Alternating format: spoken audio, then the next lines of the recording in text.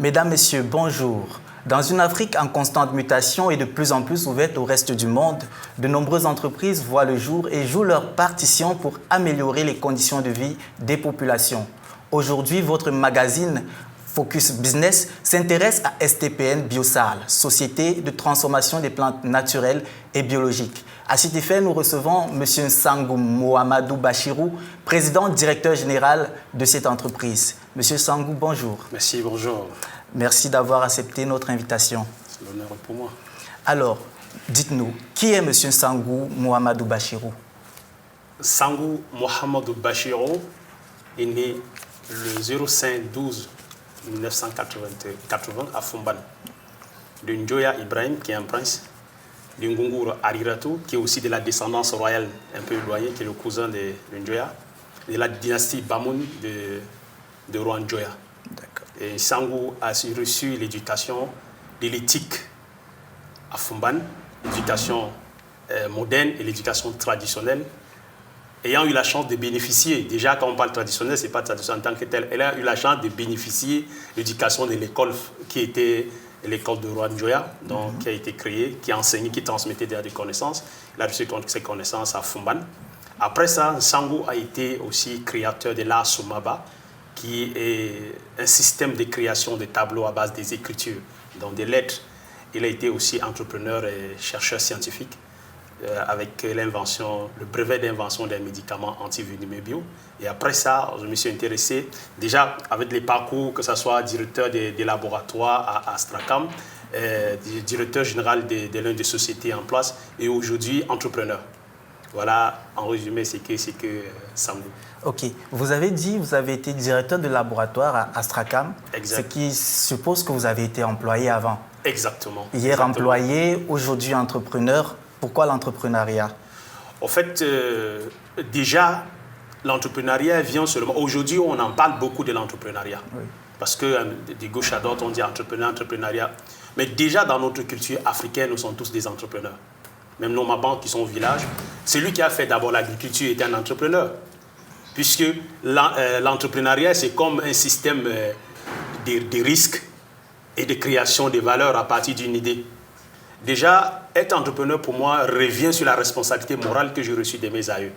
Parce que je suis né d'une famille de personnes qui s'occupent des autres. Quand on dit la famille royale, c'est des personnes qui ont reçu l'éducation de s'occuper des autres. Au niveau d'être employé n'était pas vraiment qualifié à ma vision. Aujourd'hui, je suis entrepreneur parce que ça reprend ce que j'avais reçu depuis le bas âge. D'accord. Pourquoi créer, dans ce cas, une société de transformation de plantes naturelles? Quelle était la cible? En fait, la création de la société de STPN Bio, qui fait partie seulement de plusieurs sociétés qui seront créées, parce que quand on parle seulement, c'est comme si c'est la seule qui sera là. En fait, la STPN Bio, c'est pour valoriser les savoirs africains que nous disposons déjà. Ça veut dire que j'ai créé la STPN Bio pour valoriser la connaissance qui est transmise des pères en fils jusqu'à nos jours, qui aujourd'hui, l'Afrique détient plusieurs connaissances qui ne sont pas valorisées. Et comme le système actuel demande à ce que ça doit passer par une personne morale, qui est une entreprise, c'est là qu'on a créé la STPN Bio pour produire des médicaments à base de plantes naturelles, afin que ce médicament cible deux personnes. Premièrement, ceux qui doivent se soigner partis de la nature, parce que nous venons de la nature. J'ai vu qu'il y a un vide tout autour de ce que l'Afrique propose au niveau international pour le traitement des êtres humains. Il y a plusieurs médicaments qui sont faits avec les produits chimiques et autres, mais il y a la nature qui a des médicaments qui ne sont pas valorisés. Donc le premier, c'est des personnes qui doivent se traiter, et le deuxième, c'est ces scientifiques qui, à chaque fois, font des recherches qui ne sont pas valorisées.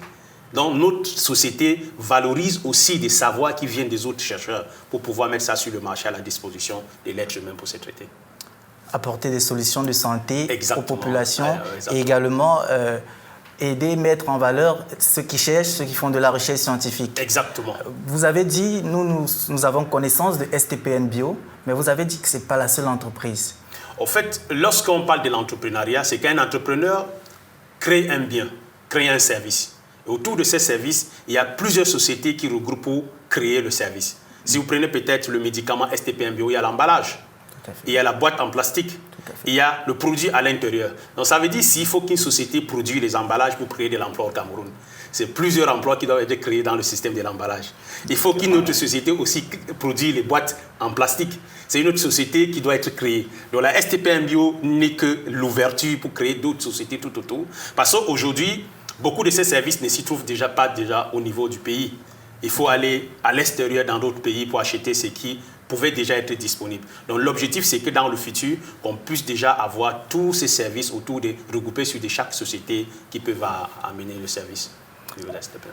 Alors, dites-nous, Monsieur Sangou, comment fonctionne une entreprise telle que la vôtre? Comment ça se passe au quotidien? Dans le système des entreprises, il y a déjà certains systèmes qu'on enseigne dans les universités et autres, mais à la STPM Bio, beaucoup de choses sont encore innovantes parce que nous sommes dans un système qu'on ne peut pas dire que c'est un système qui existe déjà. C'est quand on exploite la création des valeurs à chaque jour. Et déjà, on est aussi face au risque qu'à chaque jour, on fait la découverte de ce qu'on veut, des objectifs qu'on doit atteindre. J'ai l'équipe qui est là, mettre sur pied des scientifiques pouvant améliorer le produit pour qu'il soit présentable au niveau africain et international, parce que c'est ça, en objectif, notre cible. Et aussi, l'Afrique vient de s'ouvrir pour un grand marché aujourd'hui. Donc déjà, il faut créer de la valeur tout autour de ça. La STPM Bio a des personnes compétentes. Aujourd'hui, on est en train d'apprendre aussi, parce qu'on n'arrête jamais d'apprendre lorsqu'on fait de l'entrepreneuriat. Et il est bien vrai qu'il y a beaucoup de difficultés.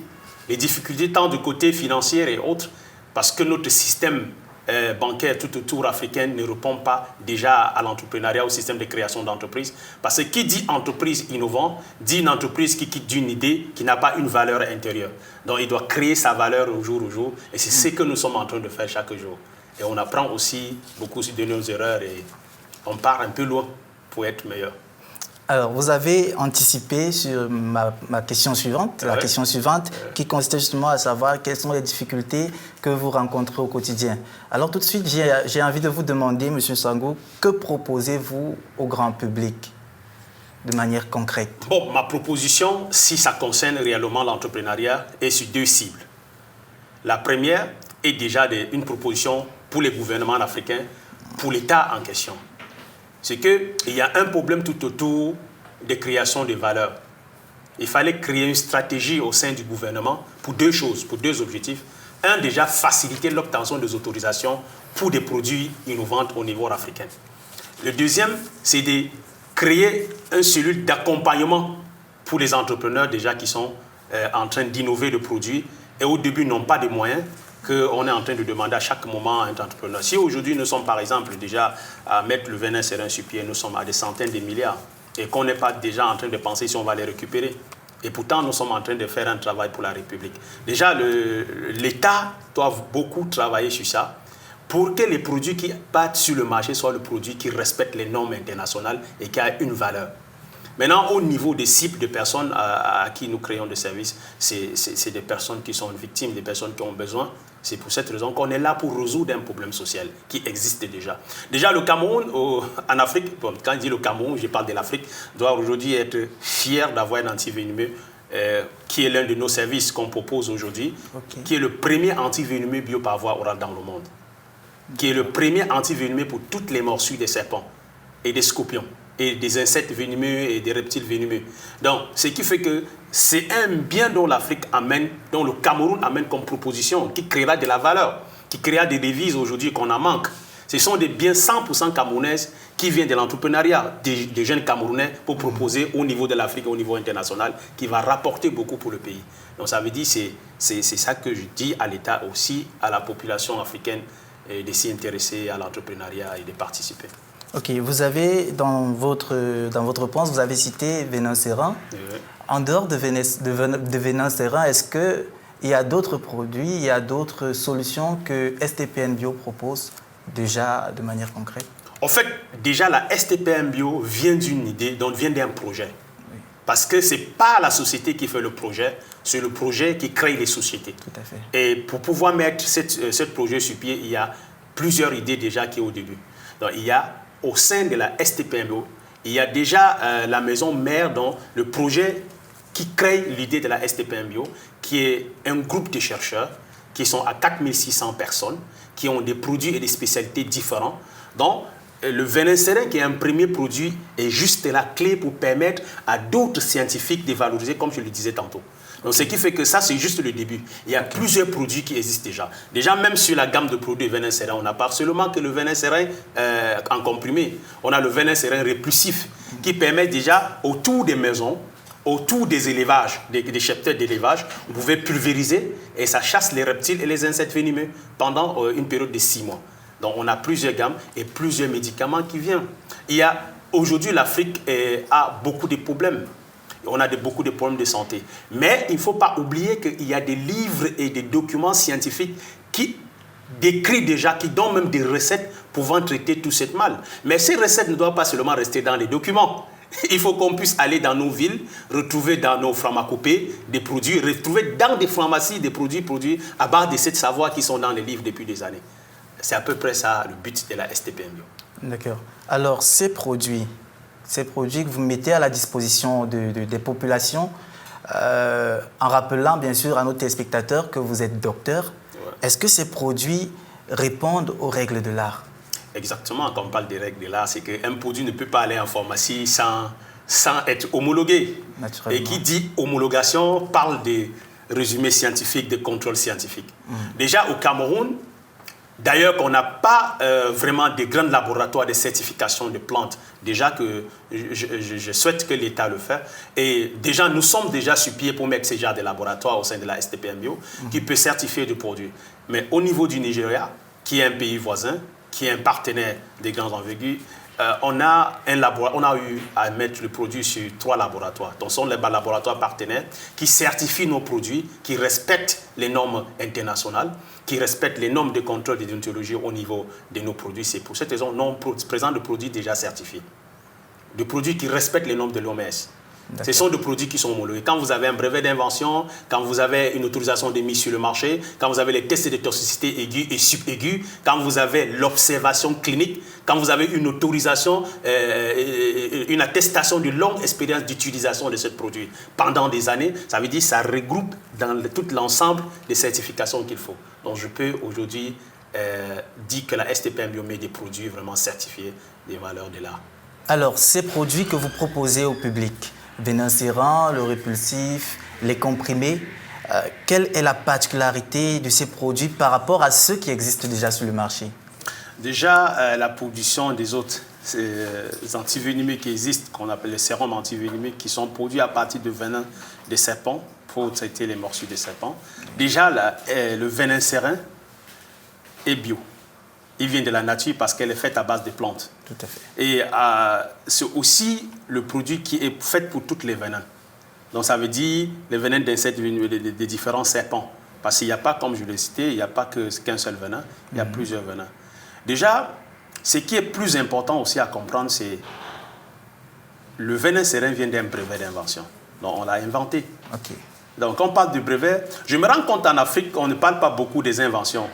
Même quand vous partez au ministère de la Recherche scientifique, on dit le ministère de la Recherche scientifique et de l'innovation. Parce que c'est lui qui fait l'innovation, innove quelque chose que quelqu'un a déjà inventé. Et pourtant, l'Afrique est pleine des inventions dont on doit valoriser.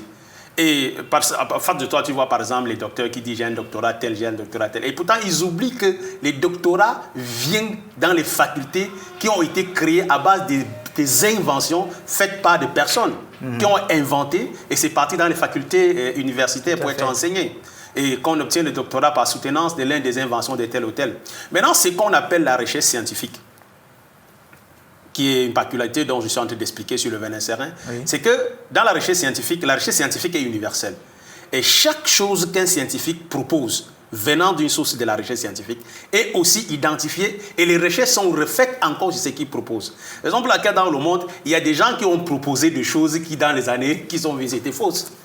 Mais aujourd'hui, on propose quelque chose qui vient d'un brevet d'invention avec une valeur. Déjà, quand on parle brevet d'invention, ça veut dire que vous avez l'unicité d'avoir ce produit au niveau international et que vous proposez quelque chose de différent de ce qui existe. Déjà, pour donner un brevet d'invention, là, il y a la question qu'on pose. C'est que vous proposez, ça quoi de différent de ce qui existait déjà? Donc déjà, quand on vous octroie un brevet d'invention, ça veut dire que ce que vous avez amené est différent de ce qui était déjà là. Maintenant, dans les nombreux services des biens qu'il y a à l'intérieur, ça veut dire c'est un produit qui est bio, c'est un produit qui est disponible, c'est un produit qui est moins cher par rapport à ce qui est là. Parlant justement de la disponibilité de ces produits, où et comment peut-on y avoir accès? Comme c'est un produit homologué, vous pouvez déjà avoir dans les pharmacies, parce qu'on a des chaînes de distribution qui respectent les normes de l'État. Donc déjà, vous pouvez avoir dans les hôpitaux, dans les différentes pharmacies nationales et internationales, le produit est disponible. Maintenant, nous sommes en train d'entamer aussi l'homologation dans les différents pays, que ce soit en Amérique latine, que ce soit en Asie ou en Europe ou dans d'autres pays de l'Afrique. Parce que pour qu'un produit aille sur le marché dans n'importe quel pays, il faut l'homologuer. Donc il y a tout un système que nous sommes en train de mettre sur pied. Déjà au Cameroun, le produit est disponible. Déjà en Centrafrique, le produit est disponible. Le Nigeria, le produit est disponible. Et nous sommes en train de nous battre avec d'autres pays pour que le produit soit disponible partout en Afrique. Mais déjà, les gens peuvent aussi en avoir ça sur commande, on expédie, ils peuvent en avoir. D'accord. Monsieur Sangou Mouamadou Bachirou, vous êtes originaire d'une famille royale. On se rend compte que vous avez un parcours d'entrepreneur plutôt exceptionnel. J'ai envie de vous demander comment est-ce que vous évaluez votre parcours jusqu'à ce jour?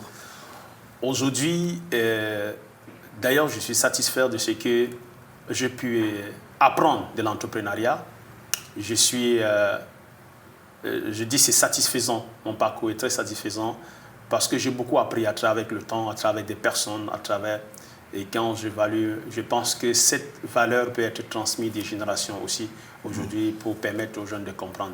Donc, je suis vraiment satisfait. D'accord. Alors, STPN Bio, des projets en cours ou alors peut-être à venir? Un entrepreneur ne finit jamais de projet, il meurt en laissant de projets derrière.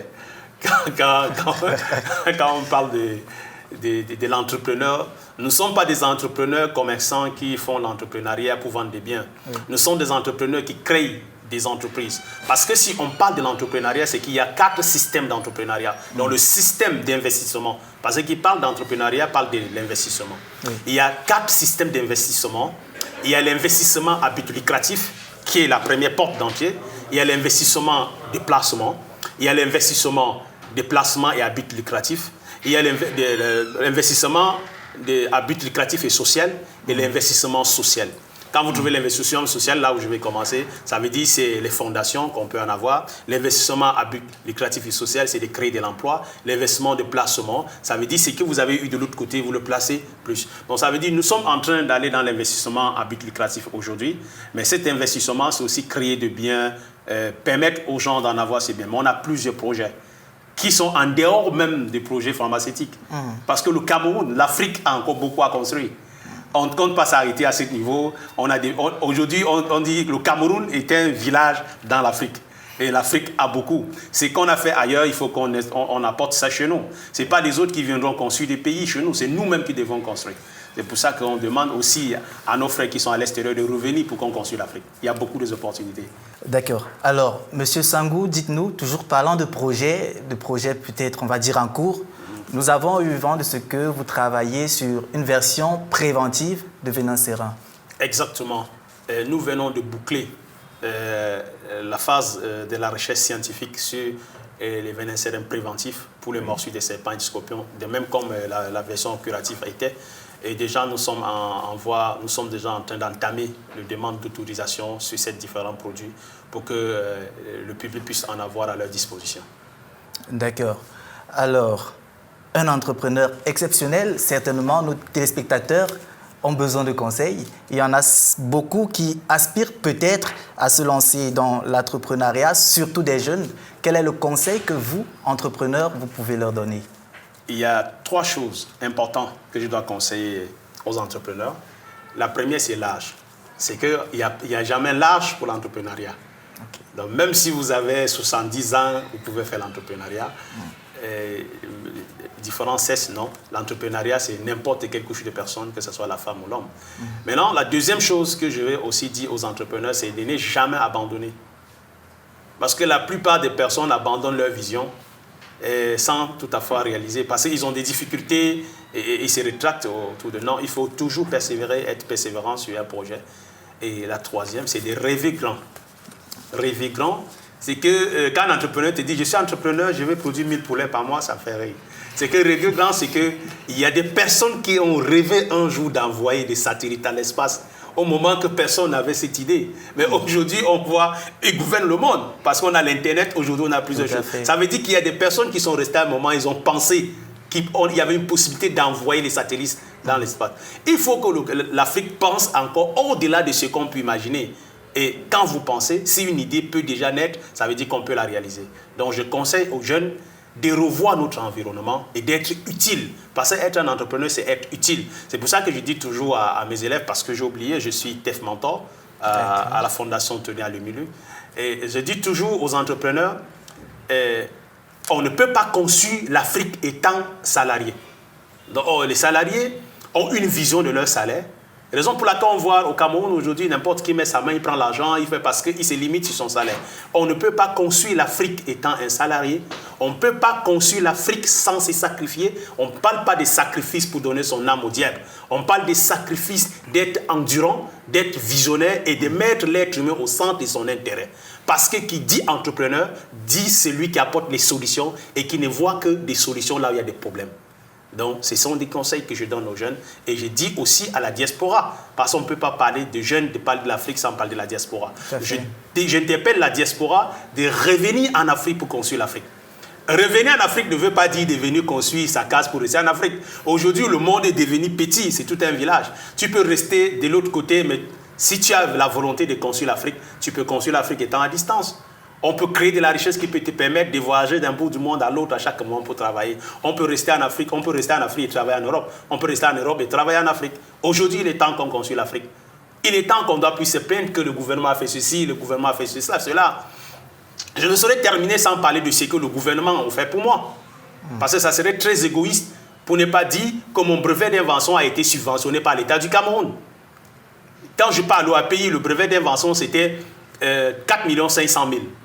Mais l'État, à travers le ministère de l'Industrie, a subventionné mon brevet à 90%. Au lieu de 4 500 000, j'ai payé 22 500. Et chaque année, il faut payer 440 000 francs pour pouvoir maintenir le brevet. Je paye 44 000 et l'État paye le reste. Donc ça veut dire que l'État a mis sur pied des choses importantes pour nous accompagner. Même comme je ne dis pas que l'État a déjà tout fait, on attend beaucoup. Mais déjà, l'État fait l'effort. Exactement. Et aussi, il faut comprendre que le problème, à chaque moment, il ne faut pas accuser l'État, il ne faut pas accuser tel, c'est parce que parfois, ceux qui sont même responsables de ces postes n'ont aucune connaissance de ce qu'on appelle l'entrepreneuriat. Aujourd'hui, les jeunes, parfois, tu dois aller vers cela pour les expliquer ce que tu veux. Ils peuvent aussi créer. Parce que si vous voyez le brevet d'invention la mise sur pied de l'autorisation des mises sur le marché de venin serein a permis à ce que l'État puisse modifier certaines lois. Si vous voyez dans notre autorisation, vous allez voir qu'il y a des lois qui ont été homologuées pendant qu'on avait déposé. Raison pour laquelle j'ai déposé la demande en 2018 pour l'avoir en 2021. Déjà ici, je ne me suis pas découragé. Et c'est un projet de plus de 21 ans que je poursuis. Il y avait certains moments que les gens m'appelaient pour dire « Tu es encore dans le truc là ?» Et pourtant, on était en train... Ne surtout pas céder au découragement. Non, il ne faut pas. Il ne faut pas, parce que si nous sommes africains, si nous sommes panafricains, nous devons construire l'Afrique avec les idées panafricaines pour permettre à l'Afrique de s'élever et que nos enfants, et que la pauvreté s'arrête en nous, et que nos enfants commencent à vivre comme ces convoyeurs. D'accord. Vous l'aurez compris, mesdames, messieurs, nous l'aurons tous compris. Avec M. Sangou Mohamedou, il faut entreprendre pour développer l'Afrique. Merci M. Sangou Mohamedou Bachirou, président directeur général de STPN Bio, pour votre disponibilité. Merci. Mesdames, messieurs, c'est ici que prend fin ce numéro de Focus Business. À très bientôt pour un nouveau numéro.